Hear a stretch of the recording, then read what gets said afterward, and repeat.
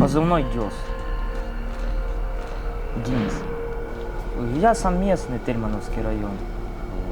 В селе Староласка родился. Там же учился с 1 по 11 класс. Потом в Бурсу пошел на тракториста.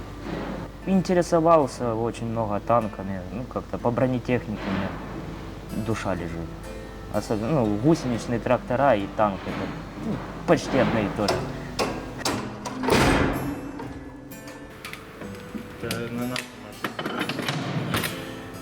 Какую должность ты занимаешь? Механик-водитель. Я вырос без отца с матерью. После училища, техникум комсомольский закончил. Служить пошел в 19 году. Мать, конечно, переживала, боялась, смирилась. В танкисты потом пошел. Мать очень сильно переживала. У меня дядя служит. Почему бы и нет? Работы особо в селе у нас нету, колхоза нет. Все как бы на себя работают. А как бы у меня мать одна, брат, сестра. Надо как-то помогать. Поэтому решил пойти служить.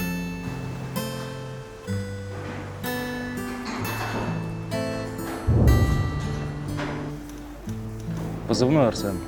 Командир танка.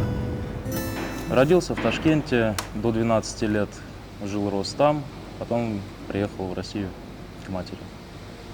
На летние каникулы я поехал в Крым, там познакомился с донецкими ребятами, и ближе к концу сезона началось очередное обострение, провокации со стороны ВСУ.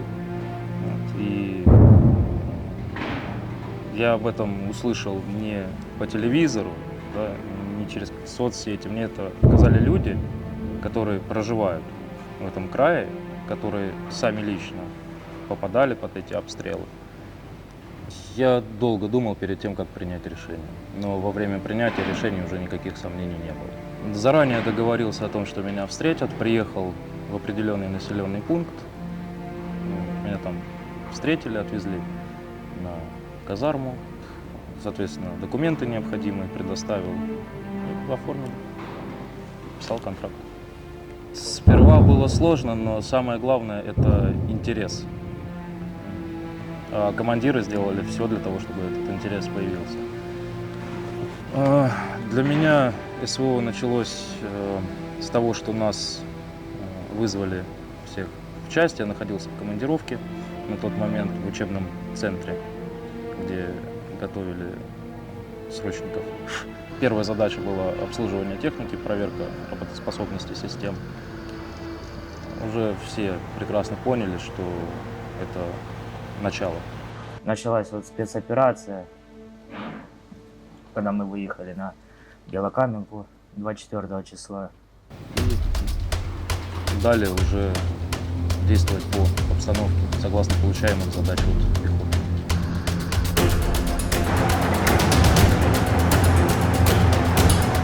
Нам поступил приказ протралить дорогу до высоты. Разминировать полосу к высоте, потому что не могли иными средствами к ней подойти. Саперы не могли туда подобраться, потому что плотный снайперский огонь, артиллерийский огонь был. Они дорогу разминировать к высоте не могли. У нас первая машина пошла, они только опустили тралы, они подорвались с ней. После этого были прилеты и в корпус, и в башню. Экипаж жив, только машина сильно тогда пострадала. Потом выдвинулась моя машина. Заехали вплотную к позициям противника, именно сосредоточенно по нам начали вести огонь из стрелкового вооружения. Подорвался на мине, оторвало сначала один трал. Понимая то, что за нами идет пехота, нам продолжать все равно надо. Я двинулся дальше. Вторая мина оторвала и второй трал. Пришлось и без них ехать. До последнего, пока и гусеницы не оторвало. Получив приказ отходить назад, нас прикрывало еще две машины, танки, пехота. Попытались отойти до своих, слава богу, отошли успешно, живы. Тоже первый бой мой. Тяжеловато было, конечно. благодаря нашим действиям пехота смогла занять позиции противника. Ну, потом мы с другого направления через Петровское начали. Мы дошли до Староигнатьевки, Гранитное и до Запорожской области, до Красной Поляны. Луганск помогали нашим соседям. Я в это время на госпитале уже был. И после были возвращены в Донецк. Сейчас на Донецком направлении работаю. Был представлен к награде, еще не получил. Ну, когда мне сказали, что меня представили героя, ну, я, конечно, не ожидал. Я делаю свое дело. Защищаю Родину. Ну, приятно было.